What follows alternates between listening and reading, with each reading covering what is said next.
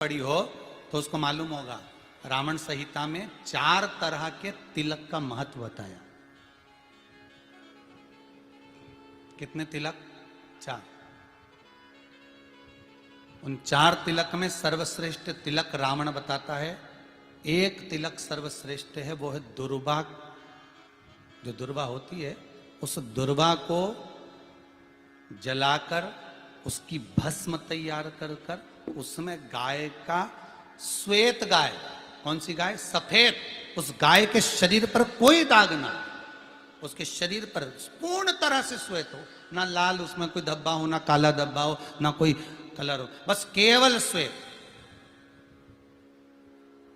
रावण संहिता में 4 तरह के तिलक का प्रमाण दिया, तो एक तिलक रावण संहिता में वर्णन आया।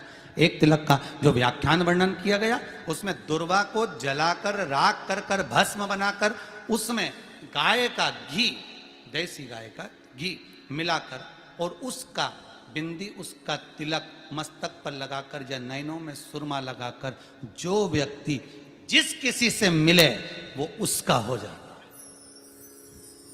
उस दुर्वा में इतना प्रबलता आ जाती है, अमृत तत्व जुड़ा हुआ है दुर्वा के। रावण संहिता में 4 तिलक बताएं, उसमें से सबसे 4 तिलक में अलग अलग एक बेलपत्री की जड़ का तिलक है, एक आंकड़े की जड़ का तिलक है। रावण संहिता में 4 तिलकों का वर्णन है, उसमें मुख्य है सबसे ज्यादा।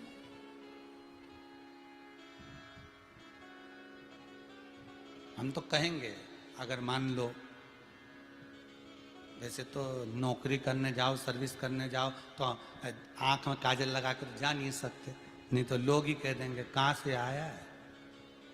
मालूम पड़े तुम नौकरी के लिए इंटरव्यू देने जाओ और आंखों में काजल लगा के चले जाओ, तो फिर भी एक प्रयास करना,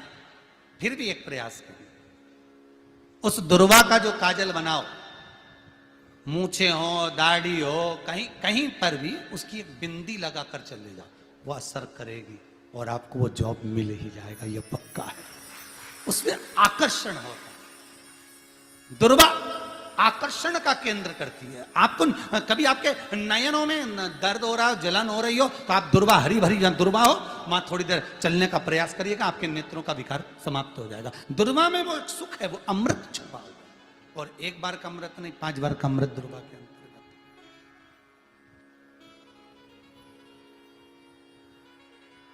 कौन से देवता हैं जिनके ऊपर दुर्वा का जल दूध में मिला हुआ छीटा जाए? श्वेत गाय के। देखो, दूध का प्रमाण बार बार दुर्वा के साथ आया, उसका कारण क्या है? क्या कारण हो सकता है उसका? उसका एक कारण है, समुद्र मंथन के समय पर सबसे पहले कुछ निकला था, तो समुद्र मंथन में सबसे पहले निकली थी गौ माता निकली थी। क्या निकली थी? गाय। सबसे पहले निकली थी गाय। और कितनी गाय निकली थी? 5। पहली नंदा, दूसरी सुभद्रा, तीसरी सुरभि, चौथी सुशीला, 5वीं बहुला। ये 5 गाय समुद्र मंथन में निकली। अब समुद्र मंथन में जब गौ माता निकली तो सारे 33 कोटि देवता मंथन में जो लगे हुए थे, उन मंथन को करते करते देवता थक चुके थे। सारे देवता थक चुके थे। बहुला सुरभि और सुशीला से बोली, सुभद्रा से बोली, नंदा से बोली, अपना काम है, एक काम करो, अपन आप रूप दूध की धार बहाना प्रारंभ करो।